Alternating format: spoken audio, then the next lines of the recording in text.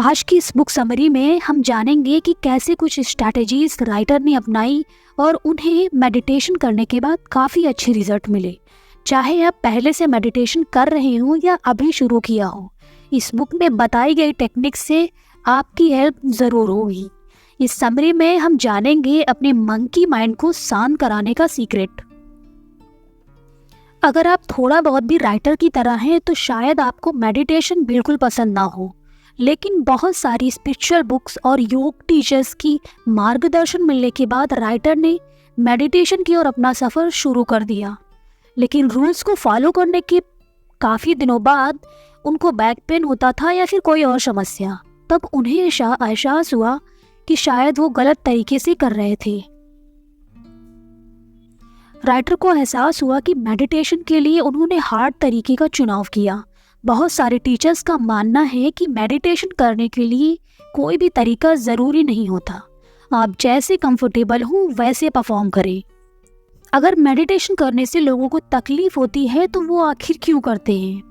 Western society में meditation को साधु के साथ जोड़कर देखा जाता है। मेडिटेशन के दौरान हम जिस पोज में बैठते हैं उसको भी साधु से एसोसिएट किया जाता है।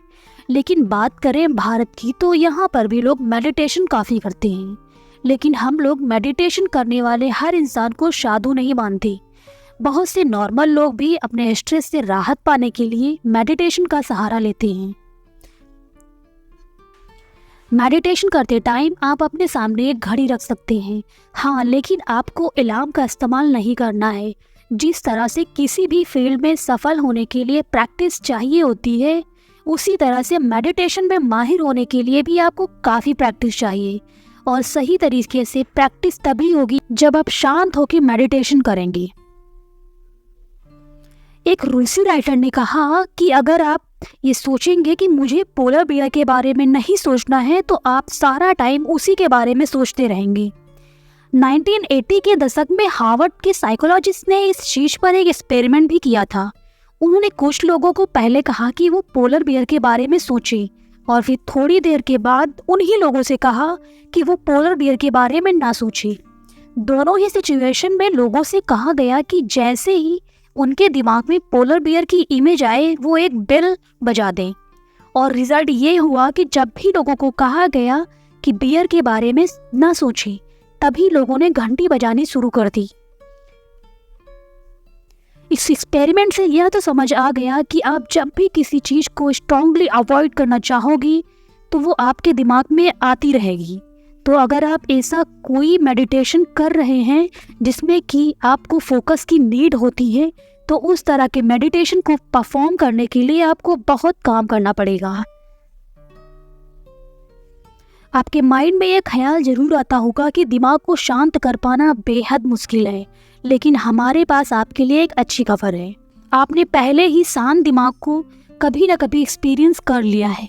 क्या कभी आपने दोपहर में नींद ली है या फिर कभी ऐसा हुआ है कि थक हार कर आप अपने बेड पर हो और आपकी आंखें अपने आप बंद होने लगी हो? इन सेशन में हमारा माइंड एकदम शांत होता है या यूं कहें सेटल होता है। अगर मेडिटेशन के दौरान आपको वही स्टेज चाहिए तो उसके लिए आपको मंत्रास की नीड होगी। मंत्र भी अलग अलग तरीके के होते हैं। एक गाना भी आपके लिए मंत्र का काम कर सकता है या फिर वातावरण में मौजूद ध्वनि आपके लिए मंत्र का काम कर सकती है। मेडिटेशन में यूज होने वाले साउंड्स को ऑथर ने सेटलिंग साउंड का नाम दिया है। टाइम के साथ साथ यही साउंड आपके माइंड को शांत करने के लिए ट्रेन करेंगे। राइटर जब अपने स्पिरिचुअल टीचर से मिले तो सबसे पहले उनसे कुछ अमाउंट डोनेट करने को कहा गया। वो शिक्षा जो वो लेने जा रहे थे उनके वैल्यू के अकॉर्डिंग उन्होंने अपना अमाउंट जमा कर दिया। उस समय उनके अकाउंट में लगभग $900 थे। उसमें उन्होंने $400 अपने टीचर्स को दे दिए। आखिर ऐसा क्यों हुआ? हमारे भारत देश में इस तरह की प्रथा काफ़ी समय से चली आ रही है। इसको हम गुरु दक्षिणा के नाम से भी जानते हैं। ऐसा इसलिए किया जाता है क्योंकि इस एक्सचेंज की वजह से शिक्षा के प्रति आपकी कमिटमेंट कन्फर्म हो जाए। रियल कमिटमेंट जब आप करते हैं तो फिर आप बहुत बेहतरीन कंसिस्टेंसी शो करते हैं और स्ट्रॉन्ग टेक्निक भी। साफ शब्दों में कहें, आप मेडिटेशन के प्रति जितना ज़्यादा कमिटेड रहेंगे उतनी ज़्यादा सफलता आपको मिलेगी। वॉटकिंस की बात अभी हमने आपसे शुरू की। उन्होंने भी ये नोटिस किया था कि जो स्टूडेंट एक्सचेंज के रूप में कुछ अमाउंट जमा करते थे वो लोग टेक्निक को ज़्यादा सीरियस होकर लर्न करते थे। ऐसा इसलिए क्योंकि एक्सचेंज के लिए इंटीग्रिटी और विलिंगनेस की नीड होती है। तो आपके मन में सवाल आ रहा होगा कि एक्सचेंज में आप क्या दें। आपको कुछ ऐसा देना होगा जो सामने वाले के लिए बेनिफिट हो सके। माइंडफुलनेस तभी किसी इंसान के अंदर डेवलप हो सकती है जब वो अपने स्ट्रेस को पूरी तरह से कंट्रोल कर ले। बिना स्ट्रेस के आप फ्री फील करने लगते हैं और आपका माइंड सही तरह से काम करने लगता है।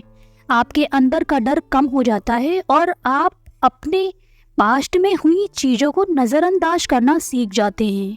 कभी कभी तो आप किसी मोमेंट में इतना खो जाते हैं कि अपने वर्तमान को भी भूल जाते हैं, और यही होता है ट्रू माइंडफुलनेस।